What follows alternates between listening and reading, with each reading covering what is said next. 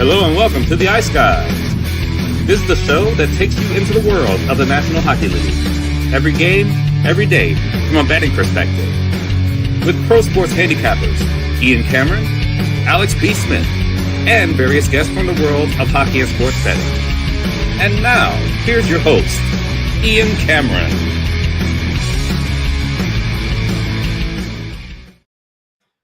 Welcome to the Ice Guys, Sunday, March 2nd. Ian Cameron, Alex B. Smith with you, ready to break down the Sunday NHL slate. 6 games on tap on the Sunday. We'll get to that in just a moment. There was a big trade as well last night in the NHL. Sign that trade deadline is right around the corner, and we'll talk about that in just a moment. But first, we'll begin with the recap of Saturday, a busy Saturday slate. And tell you what, it was a slate that had some ups, had some downs, but it actually ended pretty solidly when it was all said and done by the end of the night, and it was certainly an entertaining day of hockey. The New York Islanders, 7-4 over the Nashville Predators. I'm not sure 7-4 final score in that game was on anybody's bingo card, but the Islanders get a 7-4 win there in that one. One of the weirdest goals credited to a goaltender at the end as well, into the empty net, where Stamkos ends up shooting the puck out of the zone, and it goes all the way into his own empty net. And Ilya Sorokin, believe it or not, got credit for the goal for the New York Islanders. So a weird, I guess you could say, goalie goal there. But the Islanders 7-4 over Nashville, and Nashville does what they've done all year, unable to follow up a win and a good performance with another one. The Washington Capitals, we're not going there as far as panic or grave concern, but for the first time all season, the Washington Capitals have lost 3 in a row. For the very first time this season, it happened yesterday in that 3-1 loss against Tampa. Tampa is absolutely rolling. That's now, 9 straight wins for them. Vasilevsky has been just a brick wall since the break. He has been phenomenal. In 4 games, he's given up 3 goals. I mean, he's just been absolutely spectacular here coming out of the Four Nations break. Brandon Hagel has, talk about a guy that played great at the Four Nations face-off. Obviously was in one of the fights in the preliminary round game against the U.S., and boy, he has certainly carried that momentum with him. He's been great. The Lightning, like I said, 3-1. They are rolling.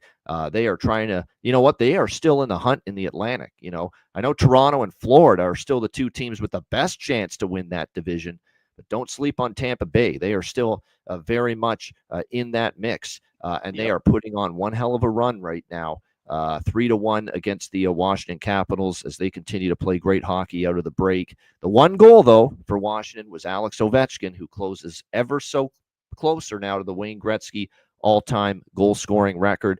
Calgary with back-to-back shutout losses. They got shut out by Tampa. They get shut out by Florida 3-0. One guy showed up to play for Calgary yesterday, and it was Darth Vladar. That's probably the best game I've seen him play, even in a losing effort. The saves he made were absolutely spectacular. He had to make, I would say, over a half dozen, highlight reel, wow, he robbed somebody type of a save to keep Calgary in that. It would have been 6-0 if not for him, maybe even worse.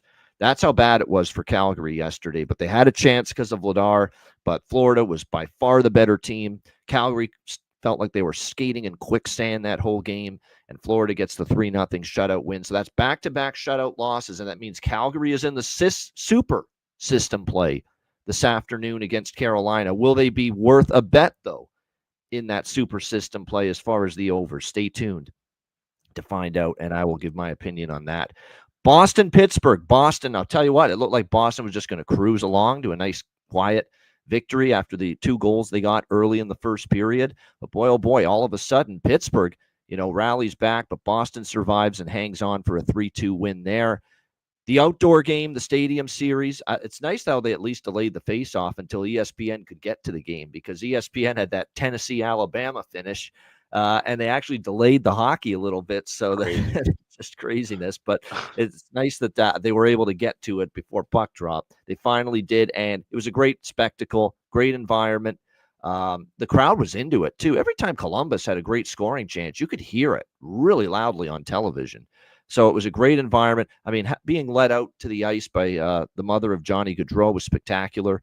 by this Columbus organization. Everyone wearing Gaudreau jerseys, not just Columbus, but Detroit players on their way to Ohio Stadium. You talk about class. That's just the way it's done. Fantastic. I thought the segment that they did in the intermission where they interviewed Johnny's wife, Meredith, with the ESPN crew was very, very heartfelt. That was just really cool with Levy and Mess and PK. I thought they did a really nice job with that. As for the game itself, the magic of Columbus continues. Any game in Columbus, Nationwide Arena or at the Shoe, they are hard to beat, and they showed it again last night. 5-3 win over Detroit. I had the Jackets. I had the Jackets team total over, and obviously we had the over by Fecta, and we only got the full game over part of that. And it certainly helped me from a betting standpoint that Justin Danforth got the game winner to make it 4-3, but that is a awful missed not high stick call, a game changer, because a goal should have never happened. It should have been high sticking on Columbus there. And Detroit getting a power play in a tie game after they had tied it just moments before. Danforth got that 4-3 goal.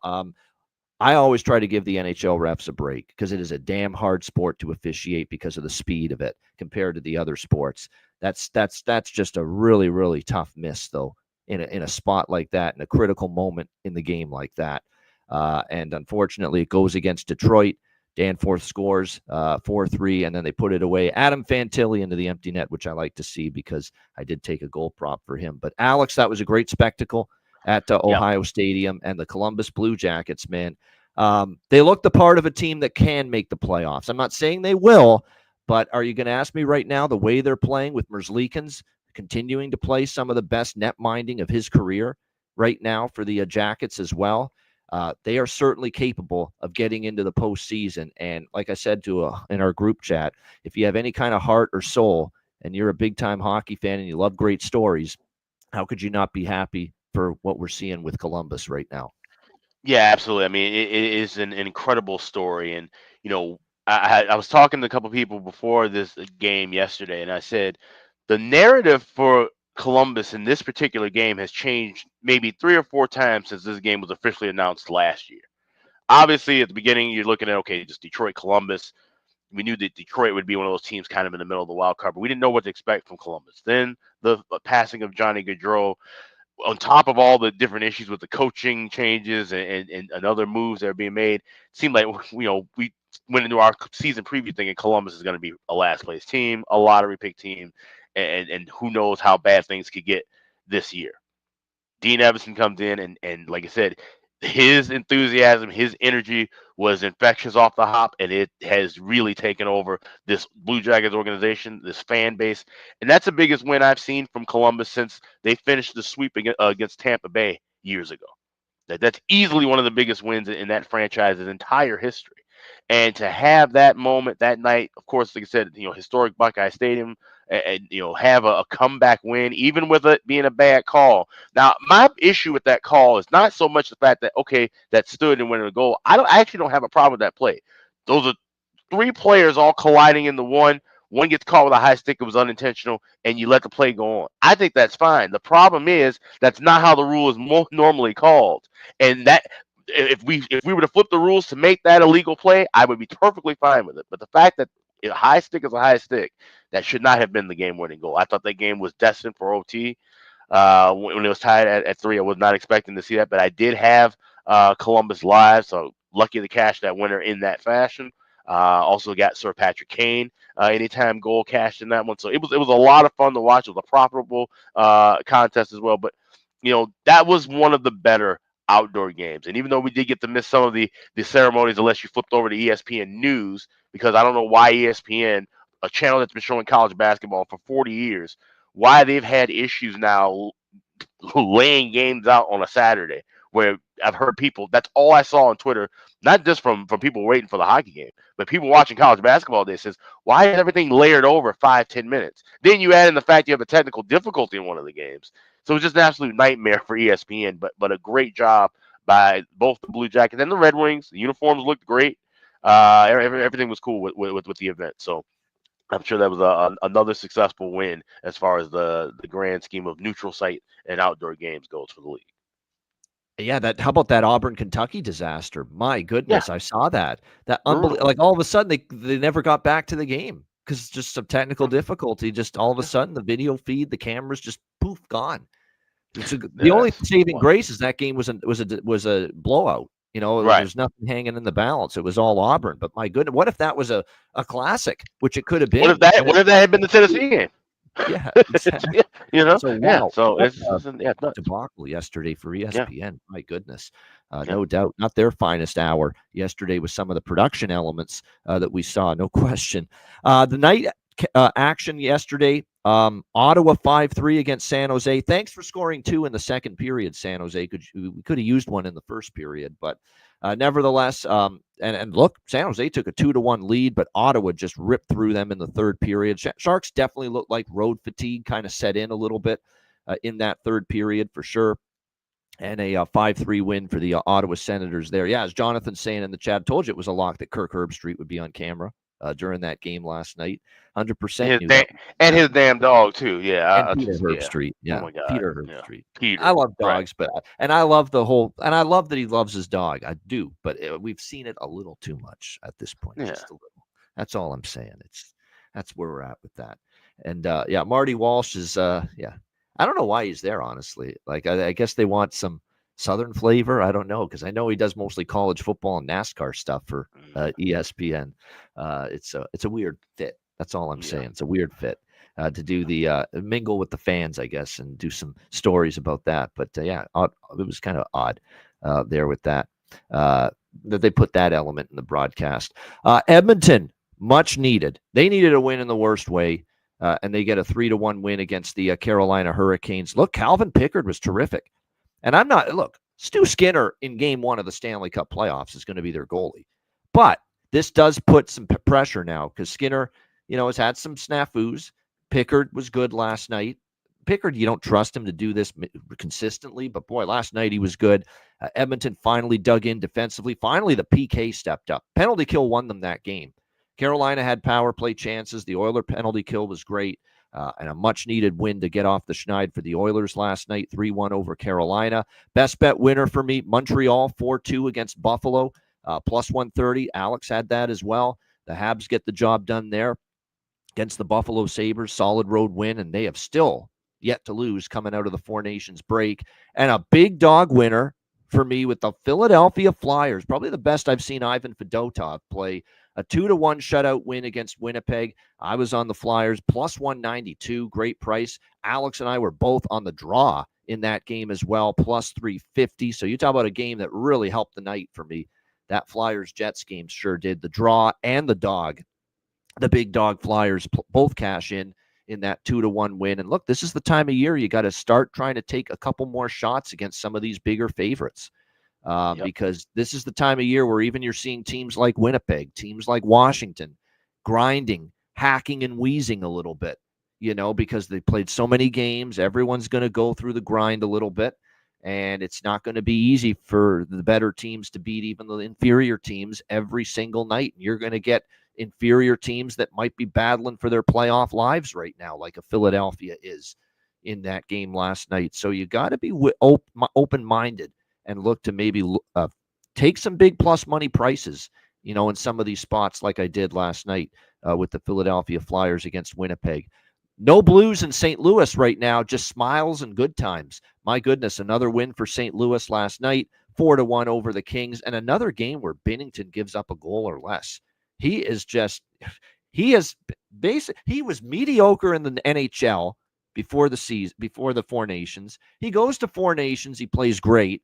And he's carried that form over back with him into the NHL. It's almost like that tournament and John Cooper sticking with him, making him the number one guy. And even when there was a bobble here and there, sticking with him through the whole tournament, right through the final, it has gone right to Jordan Binnington's confidence. And you're seeing it right now. He is playing really well, seeing the puck well, tracking it well, square to the shot, rebound control has been better. The whole bit, everything about Binnington's play in net's been solid. And the Blues, man, they continue to make a push for that final wild card spot. 4-1 win there. Nice bounce back road win for Jersey, cooling off the red-hot Utah Hockey Club last night with a 3-1 win there against Utah. Another over for Vancouver, Seattle. We talked about it. Crazy trend what is it, 10-1 to the over in the last 11 meetings. I think Jonathan said it's like 14-0 to the over in the 14 meetings when the total's been 5.5 between Vancouver and Seattle. So, and it was never in doubt. You could tell right from the first period on. We weren't going to have to sweat that one, most likely. And Seattle gets a 6-3 win there against Vancouver. I also like the spot for Seattle. I mentioned it. They were embarrassed against St. Louis at the end of that mini road trip. They played a really solid game, and Joey Decord, very solid. Don't be fooled by giving up 3. He was very good last night in that win against Vancouver. And then Chicago, I guess. Now this is my fault. This is what you get for laying a price as a bigger favorite with Anaheim. You know what you're getting into. It's not always someone you can trust in that kind of a role, and we saw it last night. But credit to Chicago. Not thrilled with what happened against Vegas, and they go into Anaheim and they beat the Anaheim Ducks 6-3. And a guy showcasing himself for the trade deadline, elephant hands, Ryan Donato, having himself one hell of a night for Chicago there last night as well. Alex, from the night slate, anything you want to talk about? Well, like I said, I mean, there were a lot of the up and down results, more good than bad. So, like I said, mentioned the late slate, getting that first period over, cashing with St. Louis and LA. That was a really good game. Also, having St. Louis, just like I said, money line in that one with Bennington just sharp once again, and he had a little momentum even right before the Four Nations. I think that's kind of what kickstarted, but certainly the Four Nations appearance and like I said, winning that, having Cooper and those coaches having confidence in him throughout, even when there are times they're saying maybe they should sit him out, sit him down.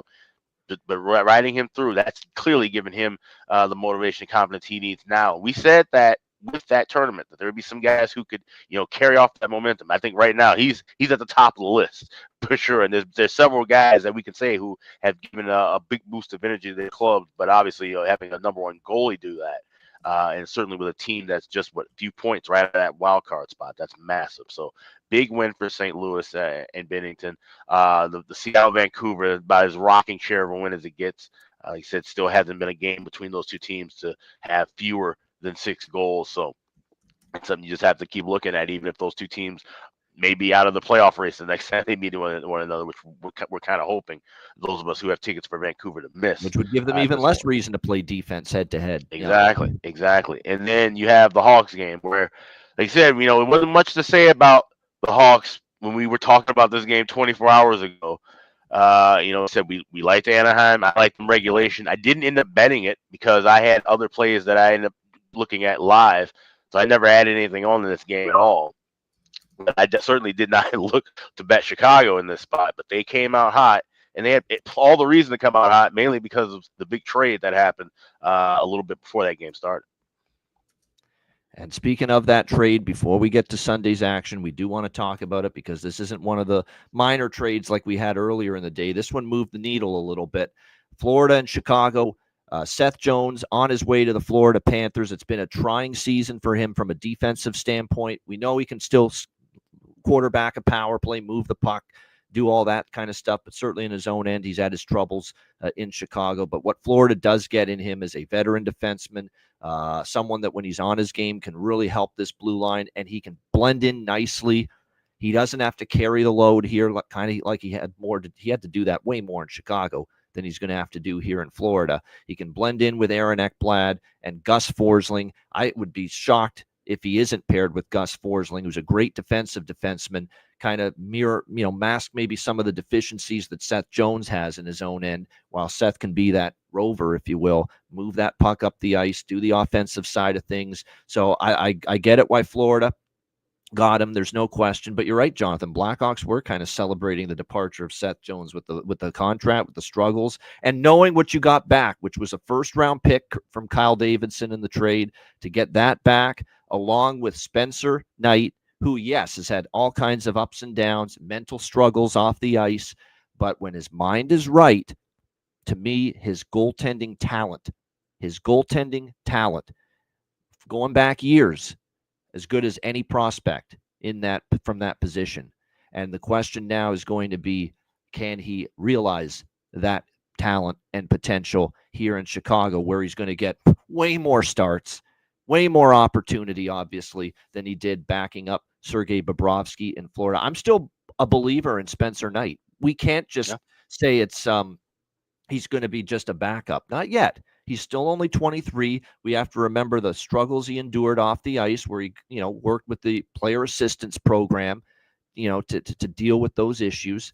And now he's got his mind right from all indications, and he has had his best season in a few years now in a backup role with Florida. I think for Chicago, you're gambling on the talent and pure ability of this kid. Let's see what happens. Alex, your thoughts on the trade? Yeah, I was happy at first when I first hearing that, okay, Seth Jones is going to be moved, going to Florida. There's a deal in the works. It's the first tweet I see. And then I get a flood of tweets thereafter when I finally hear what the return back is. And at that point, I didn't even know about the first. I just heard Spencer Knight. And all of a sudden I'm going, holy shit, how is this happening right now? Because look at Florida and the position they're in. And of course, yes, to add a Seth Jones is massive. That we're talking about now, one of the most dangerous number one pairings in the league, where the Gustav Forsling, who's a solid stay-at-home defenseman, and now you have a guy who can give you some offensive puck movement in Seth Jones. And he can fill in right in that spot if you have an injury issue with Aaron Ekblad, which has been pretty much his entire career, unfortunately. So now you have that on Florida's end, but now you're losing one of the better backups in the NHL. And it's it's understandable. You have Sergei Bobrovsky, Stanley Cup winner, solid veteran. He's not going anywhere, but he's also 36. And he's a guy who's played a lot of minutes in the last 2 years specifically in getting his team to back-to-back Stanley Cup finals. You better make sure he stays healthy, because now you've got a giant hole back there. Chris Drieger gets called up, and then you got this kid Cooper Black, who, for all the great numbers he has in the AHL, it's just a dozen games in the AHL. So that's Florida's issue on the side of things. But for the Hawks, to get a goalie, 23 years of age, you look at his numbers, even with the issues he had and the time he had to step away, he came right back and everything was still flowing effortlessly. Looking at his numbers last year in Charlotte in the AHL, 25, 14, and 5 with a 2.41 goals against, a 905 save percentage. 12, 8, and 1 this year with Florida, in spot starts and in relief roles behind Bobrovsky. This guy definitely has what it takes to be a number one guy in this league, and only right now at 23 years old, going to be 24 next year. There's a lot of time. There's a lot of room, and I'm grateful that the Hawks were able to get him. This is a masterclass trade by Kyle Davidson. And then to add a first-round pick that could be either for 2026 or 2027, which in the grand scheme of things will more than likely be a bottom 15 pick. But that doesn't necessarily mean it's going to be 30, or 30, 31. Down at the very, very bottom doesn't necessarily mean that Florida's going to go run off and win another couple cups and this pick becomes worse. This could be a middle-of-the-road pick. And if we're talking about the process of things with the Hawks and this rebuild, 2027, that first-round pick could end up being a guy that you plug in, and he's a boost, that helps you get into the playoffs or helps you win a playoff series if things still go according to schedule with the Hawks. So I think this is a fantastic trade on both sides. The money that they're eating from Seth Jones, $2.5 million for the next 5 years. That seems like a lot as far as length of time, but as far as money, not that much when you look at how the cap's going to go up. $2.5 million is only 2% of your salary cap handle 2 seasons from now. So it's A's all across the board for me. Well done job by Kyle. I hope he doesn't stop here. I know he said that he's been so focused on this trade that there's a couple other things that have kind of gone past him. There's still some more moves to be made, I think, between now and the summer. No doubt. Should be interesting to see. And again, trade deadline is Friday, and we are certainly going to have tons of trades. And if we have trades breaking while we're on the show, we do have our new breaking news bumper. I hope you guys enjoyed that yesterday, breaking that in for the first time. Hopefully more of that, where that came from, as we get the trades announced throughout the course of the week. But it will be a busy week as far as trade activity is concerned. A lot of good questions about what Florida's going to do to back up Bobrovsky now. They're high on Cooper Black, but again, he's played very little at the American League level. He is having a great season down there, but you're going to throw him into the pressure cooker of a Stanley Cup playoffs if Bobrovsky gets injured? Boy, that's asking a lot, maybe. And you don't have that Spencer Knight insurance policy now, so it's either Cooper Black, it's either the veteran journeyman Chris Drieger, who's down there as well, and of course he started a bunch of games in the NHL with the Panthers initially, Seattle after that, or you go out and trade for a backup goalie. So those are your options. But that's the one thing that you fear a little bit here if you're the Panthers, that hopefully Bob stays healthy and you don't have to worry about this issue of what do you do if something happens to him in the playoffs. And to be fair too, Drieger's numbers have been increasingly better over the last couple seasons down in the AHL. That run with Coachella Valley, he was part of that team that won the West last year, and he's had decent number 10, 6, and 4 with a 2.97 goals against down in Charlotte. So you don't want it to fall on him, obviously, but he can at least give you enough right now where if you need to get Bob a night off, Drieger's a guy that's at least reliable at the moment. No doubt. So it should be interesting to see where they go with the goal backup situation for sure. All right, let's get into Sunday. 6 games. The Sunday 6, I guess you could say. 3 of them make up a TNT triple header. First of all, round of applause. Round of applause to Turner Network Television. That's how it's done on a Sunday after football season. That's how you build the sport. That's how you grow it. You put 3 games on, one after another. It's Toronto, Pittsburgh in 30 minutes. It's Boston, Minnesota after that. And it's St. Louis and Dallas after that. That's how you do it. Great job, TNT. They're already on the air with the pregame show, by the way. It's on in front of me. Toronto and Pittsburgh, we've got Toronto minus 190, road favorites, 6.5 the total here in this game. Pittsburgh obviously has been pretty much a shit show since the Four Nations break. Although I give them credit, 2 of these games, they have battled back. They battled back all the way to beat Philadelphia after getting crushed in Philly 6-1.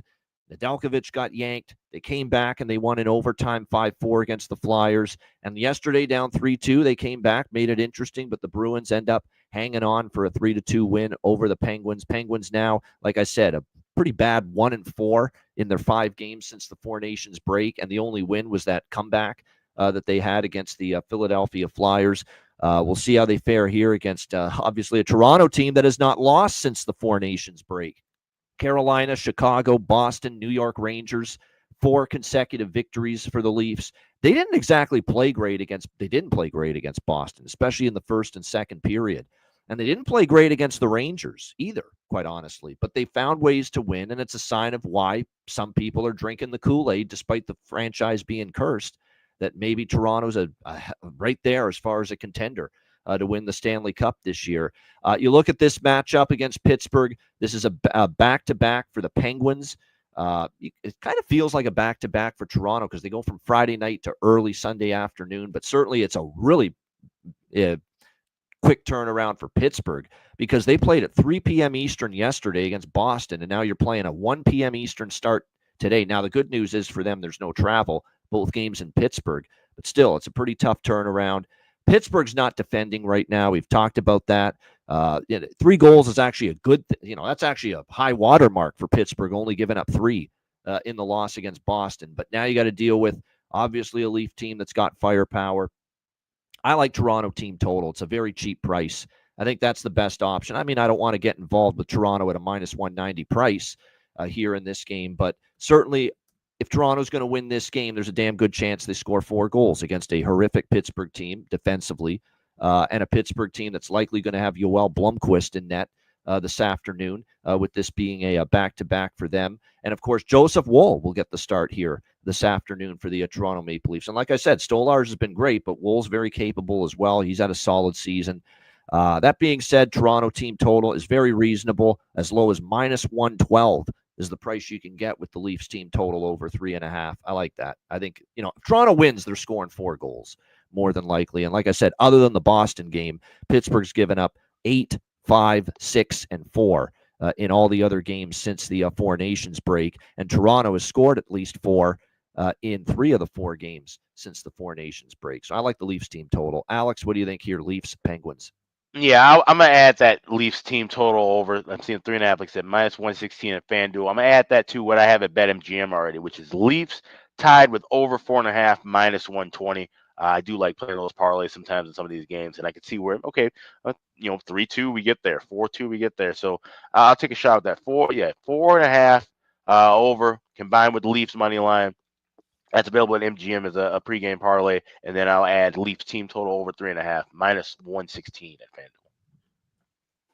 Yeah, I think those are definitely some decent ways to go here as far as this game is concerned.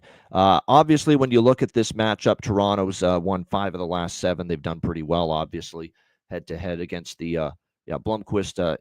figured it would be a Blomqvist here. Jonathan likes I don't mind. Certainly like the Leafs puck line more than Leafs in regulation or money line from a value standpoint. But like I said, I think the Leafs are going to cover the puck line. They're going to have to score, obviously, at least 2 goals. I think they score 4. If they win, they're probably going to end up scoring 4 or more. So that's why I like the Leafs team total over. Pittsburgh's one of those teams, too, where offensively they can be weird. They could be held down to 2 goals or less, but they can also, erupt when they've got things rolling a little bit and be dangerous. And their power play, at least this year, compared to last year, has been a little bit better. So we'll see how that goes. This is a good prop game. We should see some offense.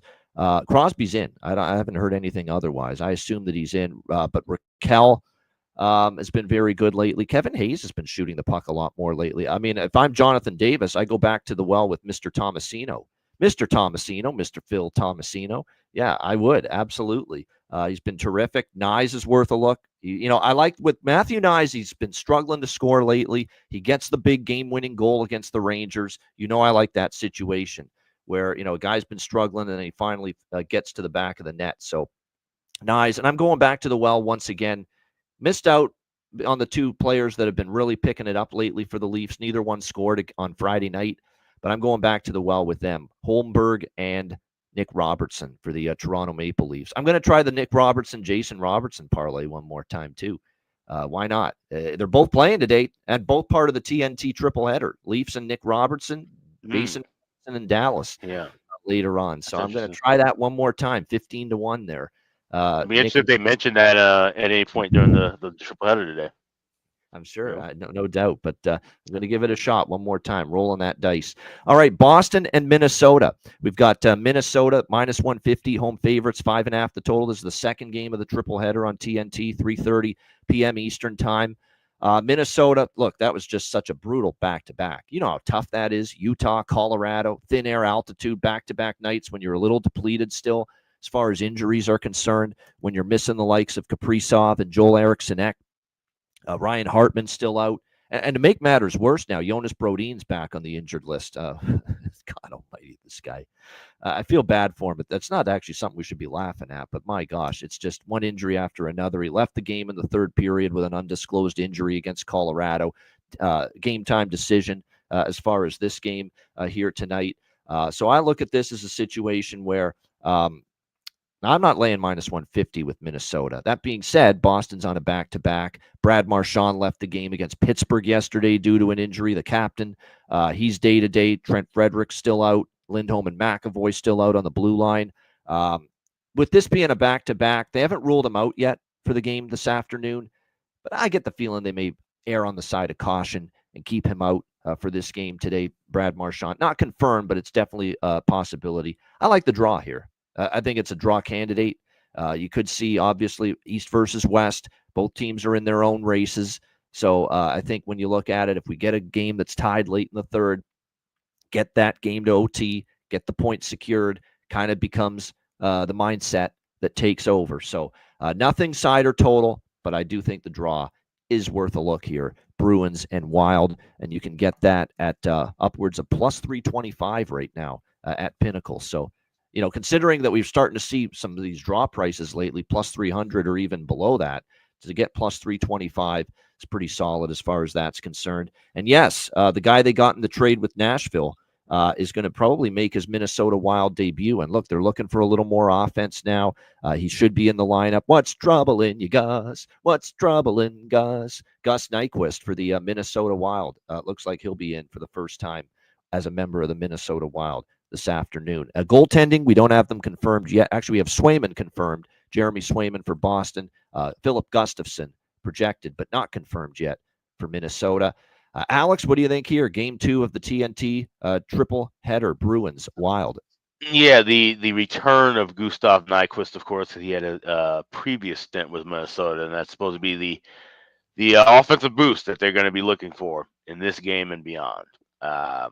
Even with Boston on the back-to-back, even with Marchand and the bulk of the injuries, I think this could be a next man up game for the Bruins as a dog. Second leg of back-to-backs where they're 5-2 in that spot. Shout out to Mikey for giving us that note in our group chat This looks like a Boston spot for me, but I will add a little bit of draw too. Plus 325 I grabbed at Bet Online with the draw, but I add that a little bit with the dog here at Bruins plus 130. I just don't like the form Minnesota's in right now. And to have 2 games on the road in altitude that were tough games, and now you come home a 2:30 start, which is kind of weird, of course, because of the national TV. It just feels like it could be a spot where the Bruins can maybe get off to a good start and just be able to coast in this game. So I could see this one being maybe 4-3 Bruins in overtime. I could also see this one being maybe 5-2 Bruins. So I'll be looking for some overs as well in game. Not betting any of that pregame, but just have the dog and draw for the pregame. Yeah, no question. So, like I said, definitely leaning Bruins here. You're right. I don't want to lay a price with Minnesota. I would lean Bruins too. The only thing that worries me is a back-to-back. What I might do is if Minnesota jumps out ahead early, which they might off the 2 losses on the road back home at XL, live bet on Boston at an even better price. Might be something I get interested in here. Pasternak is red hot. I like Morgan Geekie to find the back of the net here for Boston. He's been obviously great lately. There's no question about that for them.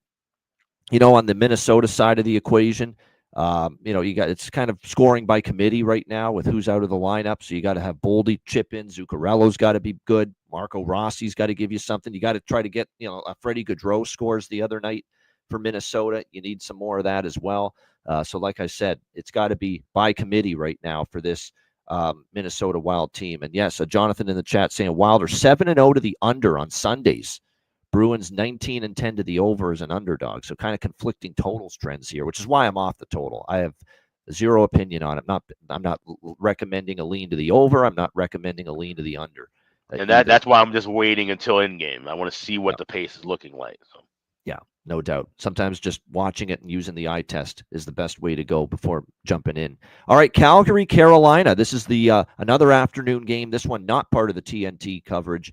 Carolina minus 320, home favorite, 6 the total. And this money line price has gone up here on Carolina because they opened minus 250, now all the way up to minus 320 here in this game.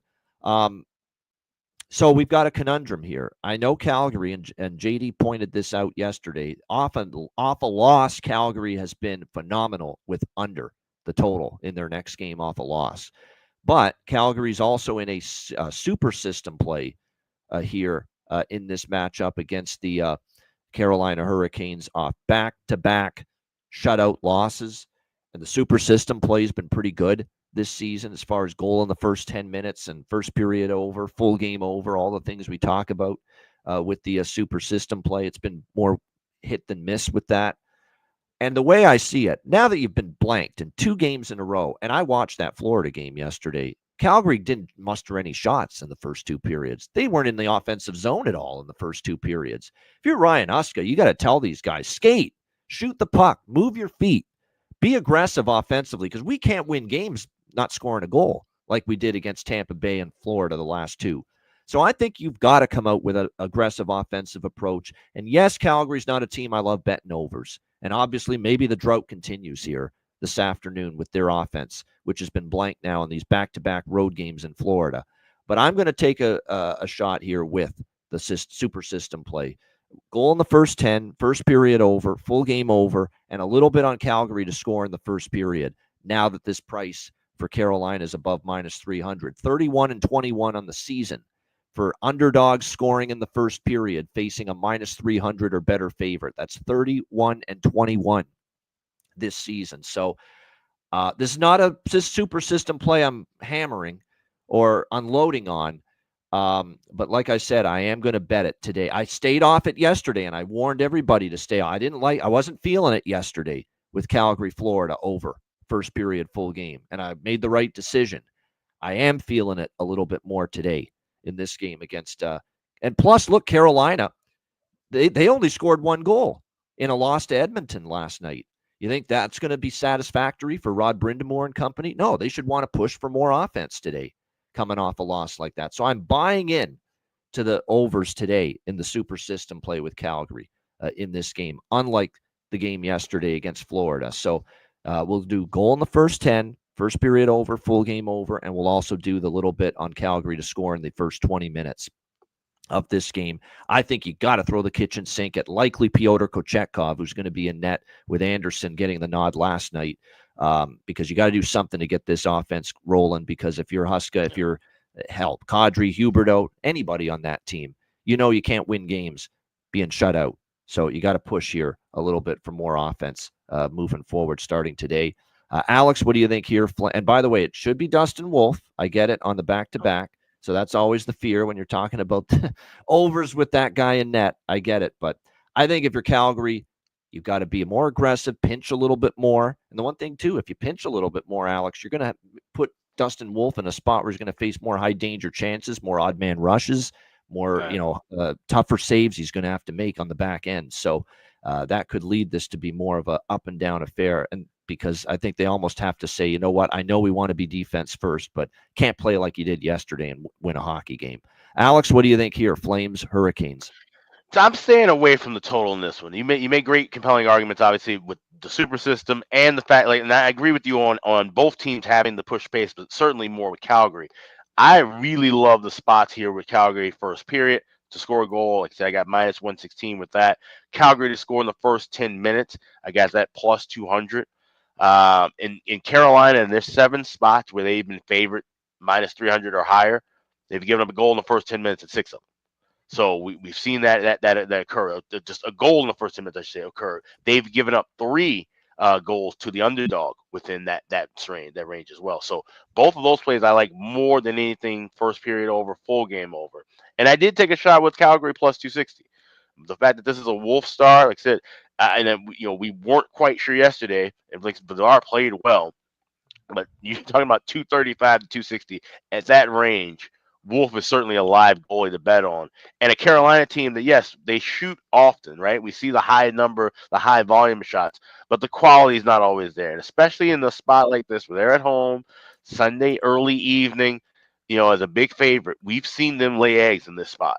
So it wouldn't shock me one bit if Calgary gets out to a lead. Maybe Carolina can answer back, but then the Flames could get a couple and Wolf stands on his head and makes some saves. We're talking about a 3-1, 4-1 Flames final. So I'm on Calgary money line. I'm on Calgary to score in the first period, and I'm on Calgary to score in the first 10 minutes. Those are only 3 plays I have as of right now. There you go. You're going a step further than even me. I'm just got Calgary to score in the first. He's going for that money line shot with our guy, Hungry Like the Wolf, with Dustin Wolf in net here this afternoon for the Calgary Flames in this one. Like I say, I don't mind it. I don't mind it. I am concerned about the Calgary back-to-back record too. You're right, 2-5 on the back-to-back is concerning. And Carolina off the loss last night, so they'll be wanting to play a good game here and bounce back. But I don't fault anybody for taking a shot at the price, certainly, that you're getting here with Calgary, with a guy like Dustin Wolf in net for this game. So like I said, that's an interesting game. Very fascinated to see how it plays out there with Calgary now off the back-to-back shutout losses. All right, we move along here. This next game is the third and final game, the nightcap of the triple header on TNT today. And it might be the best game of the 3, quite honestly, on paper. St. Louis and Dallas. We've got Dallas minus 230, home favorites. The total here, 5.5, shaded to the over in this game. These are like 2 of my teams I don't really want to fade right now. Certainly don't want to fade the Blues, but the Blues are on a back-to-back. Big home win last night against the Kings. Rest advantage for Dallas. Joel Hofer in net, not Jordan Binnington tonight. So it is a downgrade, and that's not a slight on Hofer. That's just Binnington being in great form right now. It makes this maybe a bigger downgrade at the moment. Dallas coming off a great win against LA, 6-2 on Friday night, bouncing back from the loss against Columbus. Look, Dallas, we've talked about, what is it now, 9-1 to the over in their last 10 games now. Their offense is humming. Hofer, we don't necessarily trust. They've been trending first period over lately as well. This is over by Fecta for me here. Not many over by Fectas for me today, as many, but this one makes sense to me.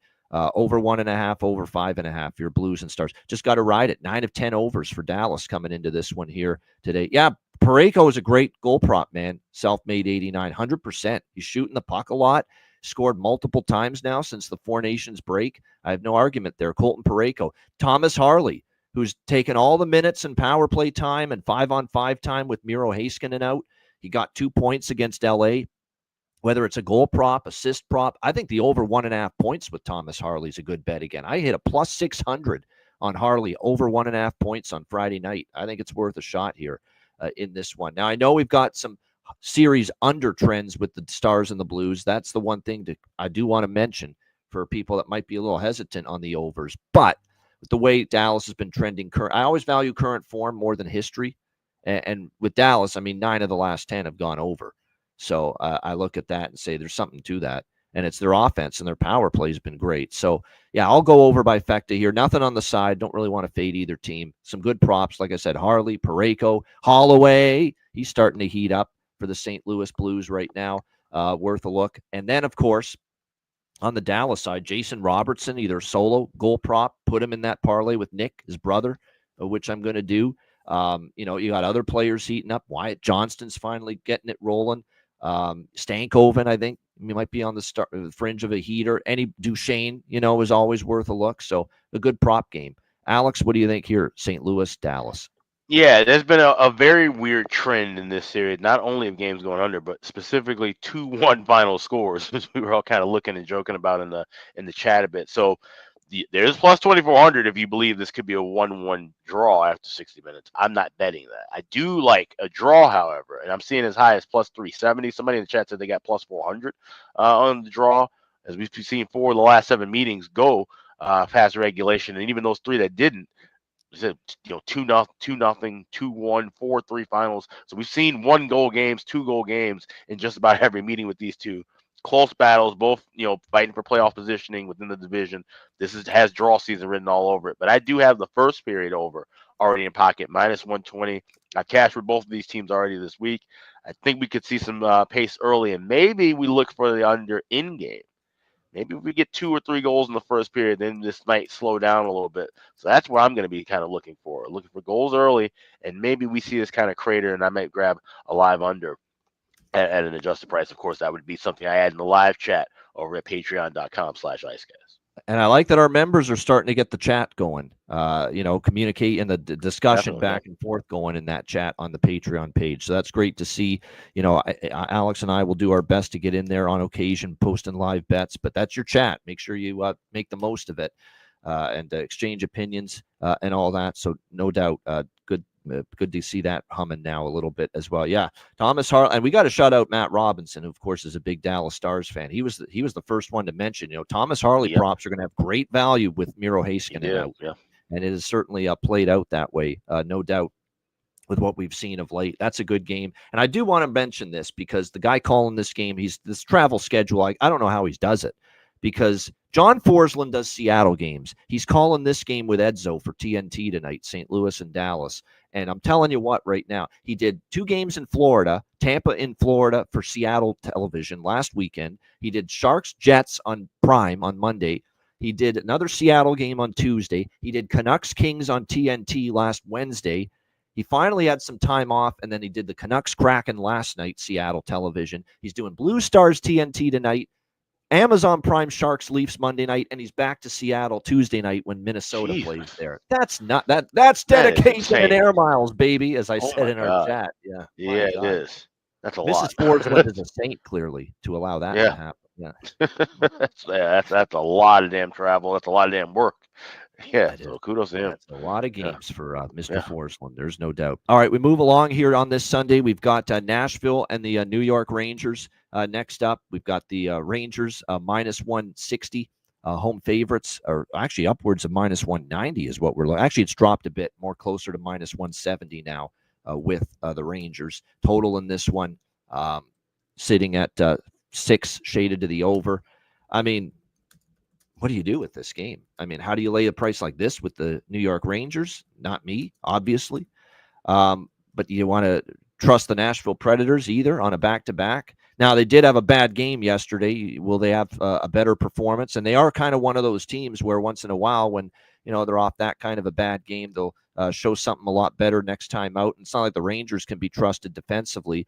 You've got Useless Onanen getting the start, obviously, on the back-to-back here for Nashville. Jonathan Quick, the veteran, will get the nod for the New York Rangers here tonight. That's already been confirmed. Riley Smith for the Rangers is being held out of the lineup as a potential guy that might be moved by the New York Rangers before the trade deadline. So keep an eye on that. They're still without Adams, Edstrom, and Fox. Chris Kreider is still out on the Nashville side. Roman Josi still on IR. Mark Jankowski, my fellow Dundas, Ontario, just outside of Hamilton, may not play as well for the Nashville Predators here in this game.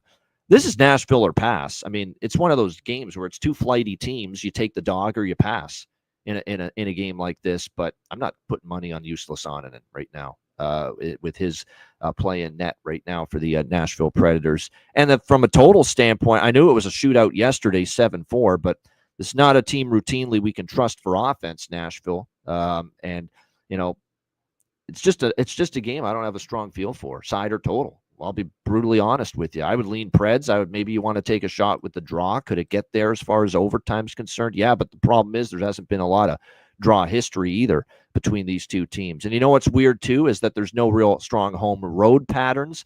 New York has won games and lost games at home versus Nashville, just like Nashville has both won and lost games at home versus the Rangers. So it's just an all over the map kind of game for me. Nothing pregame. This is one of those deals where maybe because the Preds gave up 7 yesterday, I could see a little low and slow start and jump on my old reliable there, second period gift and over 1.5 if that happens, which I might do. That's kind of an approach I'm eyeing in this game, but that's about it. Nothing really pregame. Alex, what do you think here? Preds, Rangers. No, it's a pass for me. There's a lot of things I was trying to, create an angle with.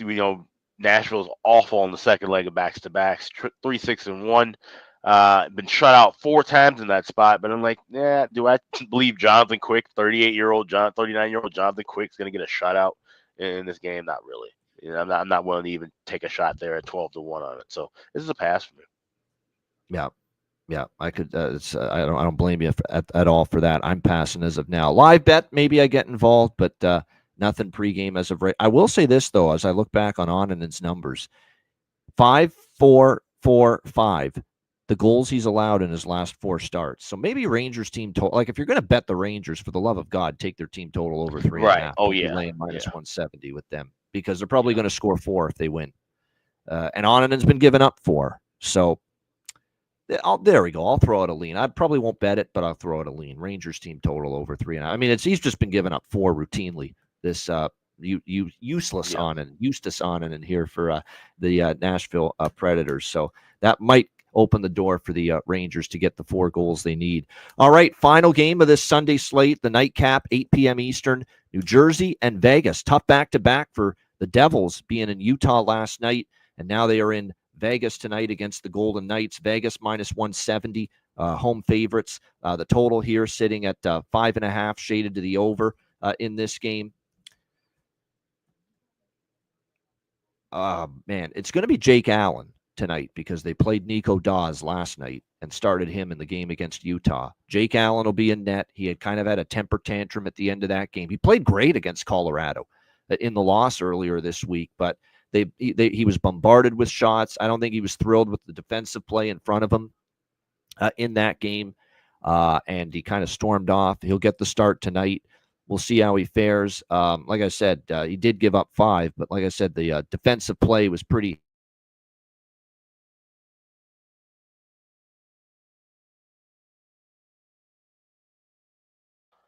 I think Ian's computer froze for a bit. But just kind of getting down with this last game, New Jersey and Vegas. This is one that I was just kind of stuck upon. Like I said, of course, wanting to see what the goaltending is going to be with, like I said, with Allen and Dawes, and that split has been, it's been like I said, we talked about it with Dawes and Allen. Just kind of getting back on it.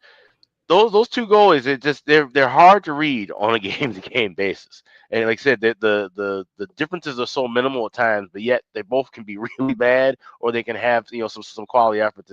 It's been really hard to get a good read on either one of them. And I've been kind of bullish on looking at anything Devils related as of late for that reason. I lean Devils, honestly, even though it's a back-to-back. I am not seeing the form of Vegas that I trust them as minus 170. I'm not saying I'm betting New Jersey here, but Jersey or nothing. I'm not laying the price like that. That was almost like a loss against Chicago the other night. The shit that I was seeing from the Vegas Golden Knights in that game. Now it is Aiden Hill. That was Samsonov. That's definitely a difference and something you got to factor in. No doubt about that. New Jersey on the back-to-back. Like I said, I doubt I get to the window, but I'm not laying minus 170 either with the Vegas Golden Knights. If you like Vegas, I say do the team total. One thing we have known about Jake Allen is when they lose with him in net, often it's because he gives up, 3+ goals. Obviously, the team total is 3.5 here, not 2.5. But like I said, if you like Vegas, probably take the team total would be the best option. All right, shout out to everyone in the chat. Hit the like button. We appreciate it very much. And that's another factor, Aaron. Yes, Eastern Conference teams, Vegas has struggled. So I know they got the rest advantage, but I don't like their form enough at minus 170. I don't, flat out. And you're right, they have struggled against Eastern teams. Shout out to everyone in the chat. Hit the like button. We appreciate it very much. Patreon.com/Ice Guys, just $10 a month. Make sure you get on board before this Thursday night, because Thursday night is another Patreon exclusive live betcast. Thursday, March 6th. There you have it, 7 p.m. Eastern. We will be on the air again for another Patreon exclusive Ice Guys live betcast, which means you must be a Patreon member to tune in and join us on the betcast. Just $10 per month. Your subscription goes a long way to supporting the show. Goalie charts, totals charts, our daily betting card, sides, totals, player props posted each and every day on the page. Access to our exclusive live betcasts, including the one this Thursday. Sign up, $10 per month, patreon.com/Ice Guys. And also check out the Ice Guys store, iceguys.myspreadshop.com. We've got all kinds of merch, new merch in the stores. We got the gift shirts and hoodies. We've got Can't Find It with a Telescope. We've got a couple of other new just classic designs that have just been reimagined and re-updated. Everything in stock right now, all the caps, all the hoodies, all the mugs, everything right now. iceguys.myspreadshop.com. I think we will be having a special discount coming up on Thursday, the same night that we do the betcast. So definitely stay tuned for that. Just now, this time, shop around now, put things in your cart, maybe wait for that to pop up, and then when you get that those savings, you'll be able to add that to your checkout. So definitely check all the things out we've got going on at the Ice Guys store. That's iceguys.myspreadshop.com. Good stuff. Make sure you check it out. We got Bargain Bin Special of the night and Best Bets coming up in just a moment, right after we hear from our great Ice Guys sponsors.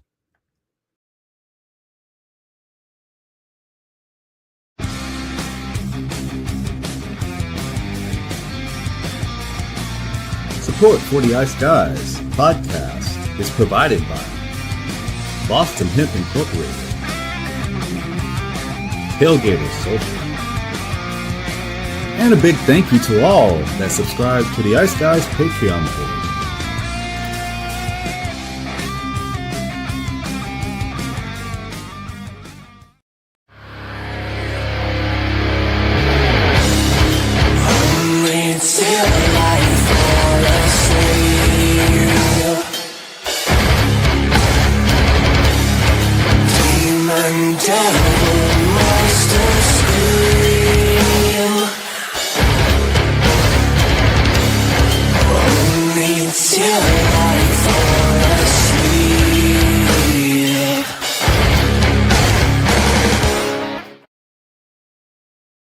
Everyone loves a perfect pair.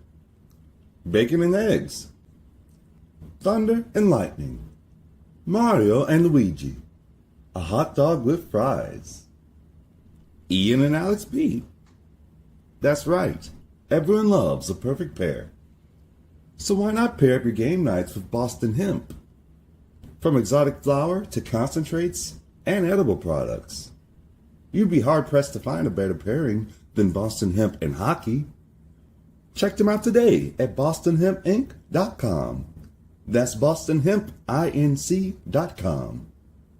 Boston Hemp Incorporated, the official smoke sponsor of the Ice Guys.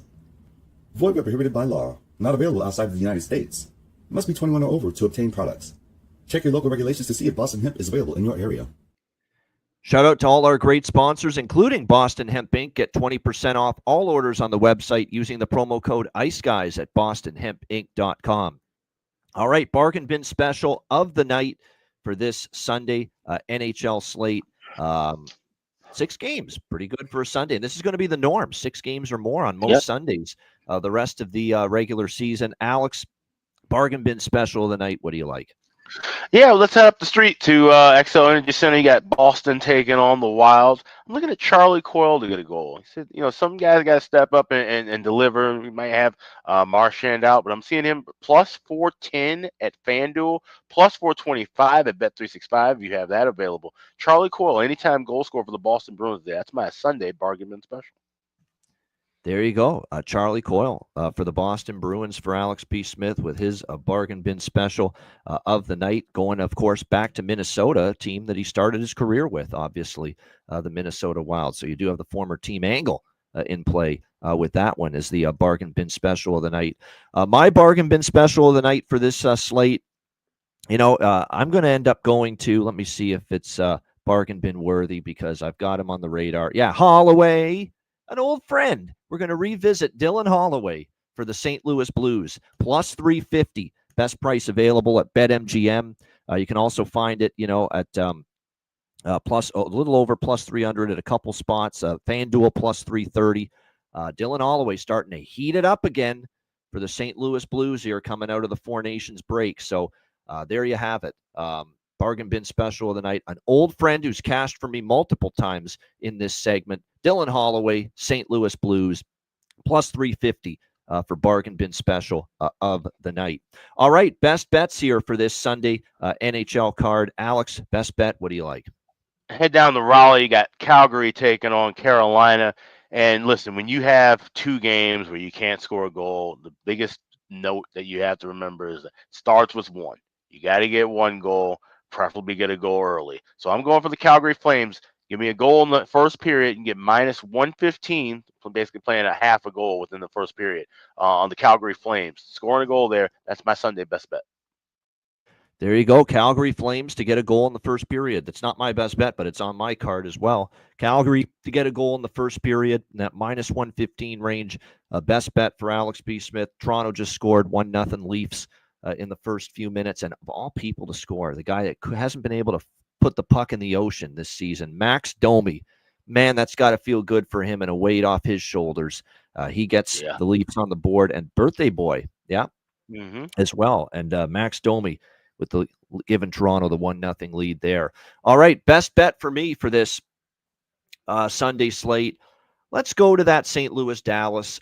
Let's just go over 5.5 minus 125. I know there's been a lot of 2-1 games and there's been some low scoring games, Blues versus Stars, but who am I to fade or go against a 9-1 overrun for the Dallas Stars in their last 10 games? Their offense has been rolling. They face the weaker of the two netminders in this game for St. Louis, and the Blues offense has really picked things up. Dallas hasn't been shutting it down completely either defensively of late. It's been more their offense that's been carrying the load. So I think we get to the 6. We don't need a huge shootout. We just need 6 here. St. Louis, Dallas, over 5.5, minus 125 for my best bet here for this Sunday NHL card. Hopefully we can complete the weekend best bet sweep after we had one yesterday with Montreal as an underdog against Buffalo. Shout out to everyone in the chat. Hit the like button. Great week of shows coming up. Patreon exclusive live betcast on Thursday night. So make sure you become a Patreon member before then if you aren't one already. We're looking forward to that Patreon betcast Thursday night, March the 6th. The reminder, the Ice Guys is live 7 days a week, Monday to Friday, 2 p.m. Eastern, Saturday and Sunday, noon Eastern. If you can't watch the show live, download the Ice Guys podcast in audio form on all major podcast platforms, Google Podcasts, Apple Podcasts, Spotify, Stitcher, iHeartRadio, Amazon Music, and more.